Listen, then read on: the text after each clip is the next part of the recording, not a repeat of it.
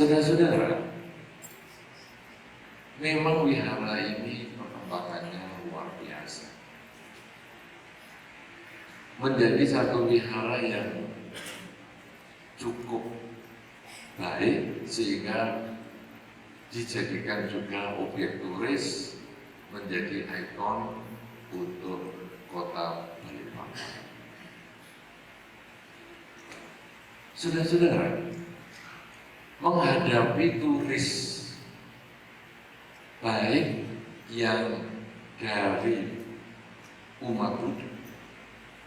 Turis umat Buddha itu adalah orang dari kota-kota lain datang ke sini lihat-lihat. Atau turis yang bukan umat Buddha, itu mungkin malah dari sekitar sini, kadang dari sekolah-sekolah, ada yang perbandingan agama, studi tentang agama Buddha dan sebagainya, bisa mampir ke sini. Menghadapi mereka yang seperti itu, tentu kita perlu kesiapan mental. Kesiapan mental yang pertama adalah sikap.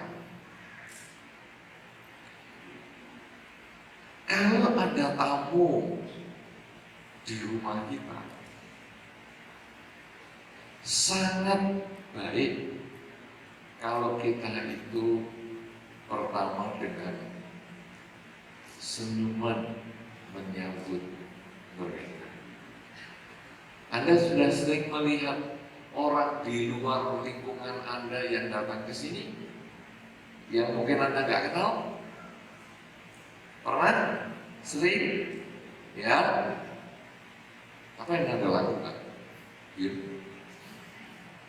Buang muka? Pura-pura sibuk HP-an? Atau coba tersenyum? Tersenyum meraya. Harus tersenyum. Kenapa saudara? Karena Anda semua adalah tuan rumah.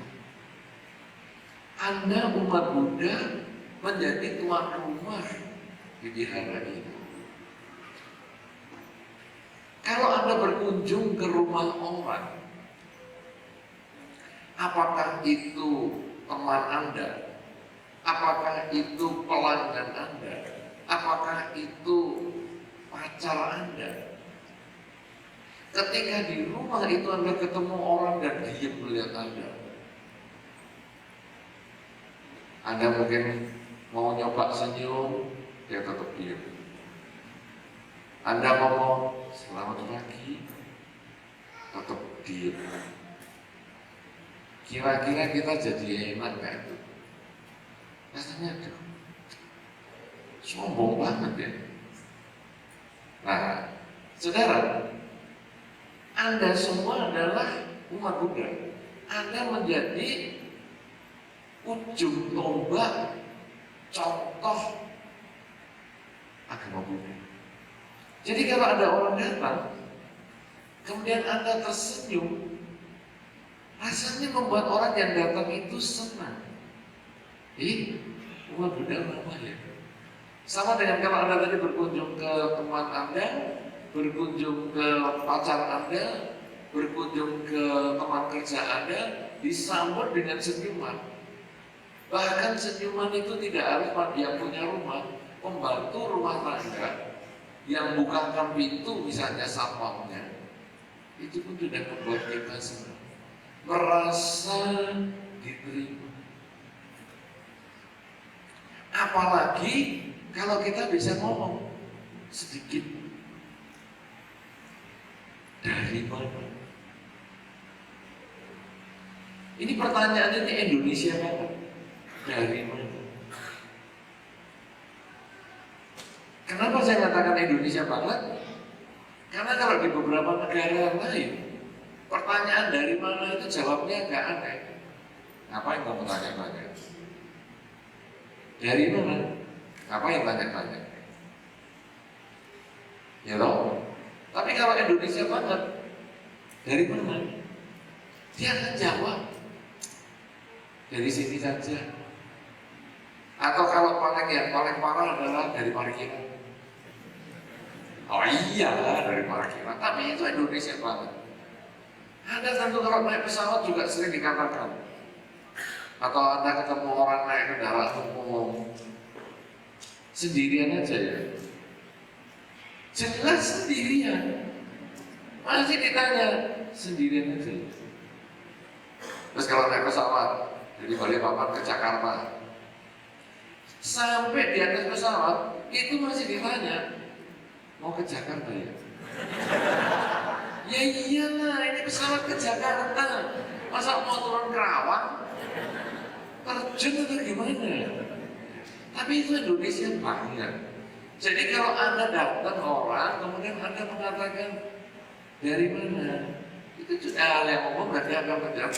Dia mulai merasa, ini tadi selain senyum ada komunikasi. Dan kemudian, oh iya, saya dari luar pulau, saya dari Jawa. Pertanyaan Indonesia yang berikutnya adalah, mau saya antar? Mungkin lihat-lihat itu kalau Anda memahami. Atau ada yang bisa saya bantu, itu juga bagus. Ada yang bisa saya bantu, iya tolong saya mau ketemu bantainya. Oke, tunggu sebentar ya. Atau saya mau lihat-lihat, kalau kita tahu tempat ini, kita jelasin. Tapi kalau kita nggak tahu tempat ini, jangan ngawur. Nanti orang tanya, ini Sang Buddha ini dalam posisi apa ya? Berbaring atau tidur atau apa? Jawabnya apa?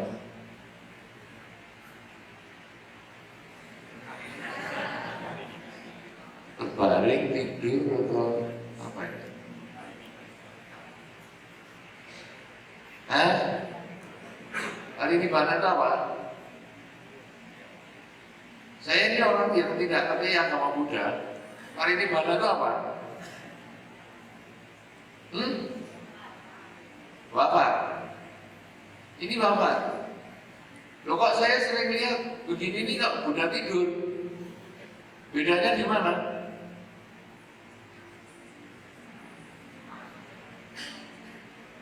Nah, pemahaman kan kesepakatan. Saya lihat ini, dulu saya sering dengar, saya sering nonton film silat. Gini nih posisi Buddha tidur, Anda mengatakan wafat. Apa itu bedanya?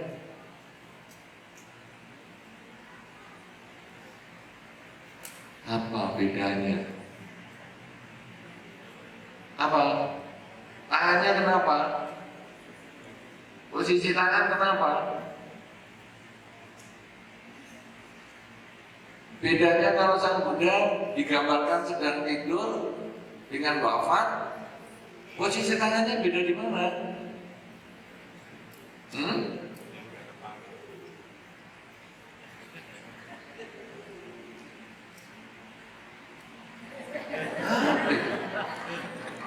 Apa bedanya? Ayo, ini sebesar ini, saya tolong dijelasin.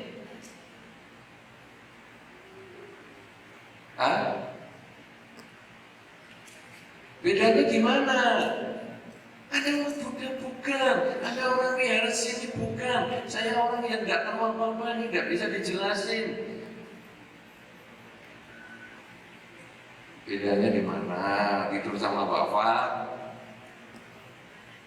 Tangan kenapa? Kalau tidur pakai guling atau apa? Posisi tangannya menyangga kepala, itu namanya wafat. Oh tidur, pinter. Jadi kalau Sang Buddha disebut beristirahat, tangannya terletak di kepala, jadi menyangga kepala. Ya, jadi kepalanya terangkat. Sedangkan kalau tangannya diletakkan di samping kepala, seperti posisi ini, Betul, ini adalah Sang Buddha wafat atau kalau kita mengenal dengan nama Parinibbana. Nah, saudara-saudara, jadi ketika ada orang datang kemudian kita berusaha menjelaskan, kenapa Sang Buddha Parinibbana kok malah gede banget? Kan yang penting kan lahir. Mana lahir? Mana lahir? Nah itu yang mana? Yang itu kan? Hah? Apa? Apa namanya?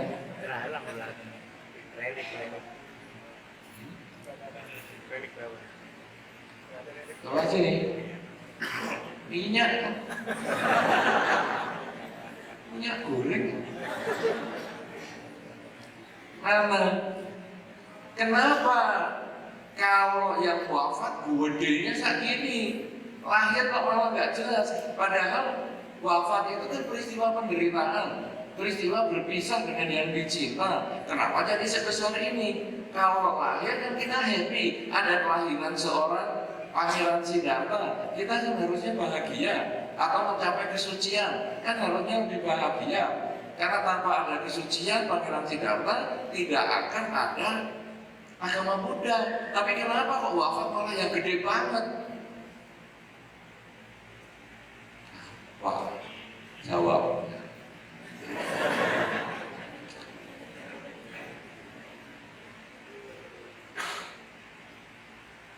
Apa jawabnya? Hah?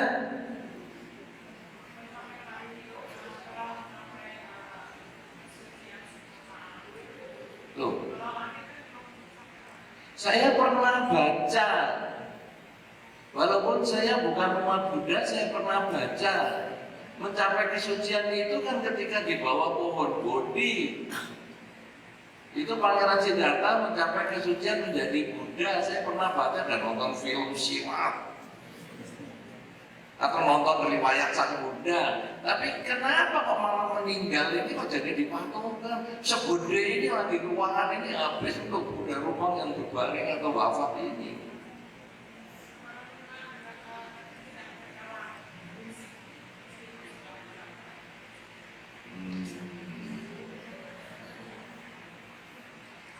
Ayo, siapa lagi yang mau jawab?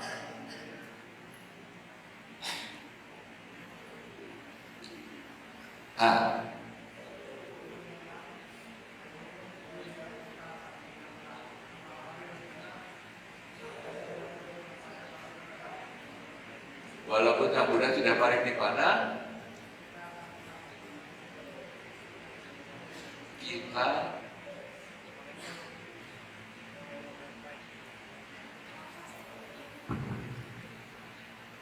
Buddha Rupang ini sebagai simbol paham parinibbana Sang Buddha ini. Jadi berharap bahwa walaupun Sang Buddha telah lama parinibbana, tapi jasa beliau akan tetap kita sepanjang masa karena akan nama beliau. Jadi sebagai wujud dari rasa hormat kita kepada Buddha Gautama, maka kita pasang Buddha Rupang paham parinibbana ini. Terima kasih.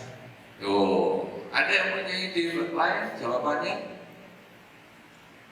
Sudah ada dua jawaban nih. Satu tentang ketidakkekalan, satu tentang jasa-jasa, mengenang jasa-jasa kebajikan. Ada lagi yang lain? Silakan, mic-nya langsung dilempar. Ibu ini tunjuk jari ibu. Nah. Terima kasih Bante. Menurut pandangan saya bahwa perjuangan dari Pangeran Siddhartha dari membersihkan kekotoran batin sehingga tersapailah kesempurnaan dan hasil terakhir adalah pencapaian Mahaparinibbana yang merupakan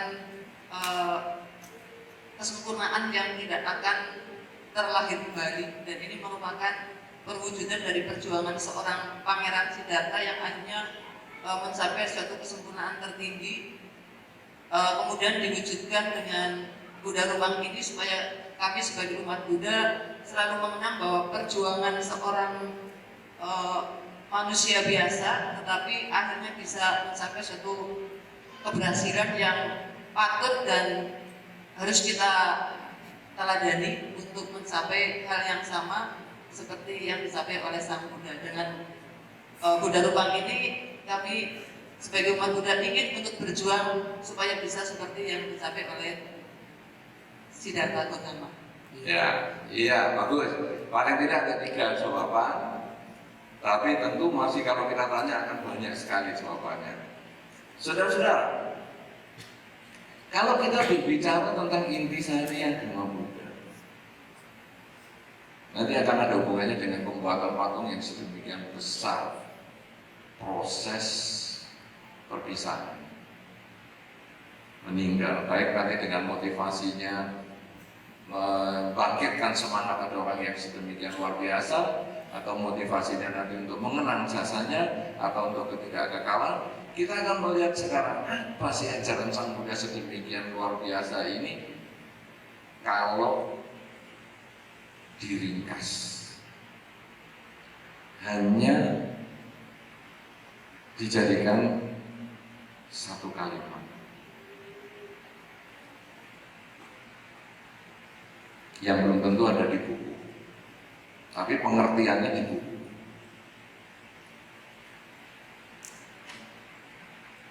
Kalau diringkas sebetulnya apa?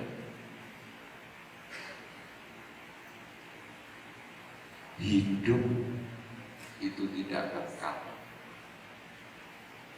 Terimalah kenyataan itu sebagaimana adanya. Hidup tidak kekal itu apa? Berkumpul dengan yang tidak disuka,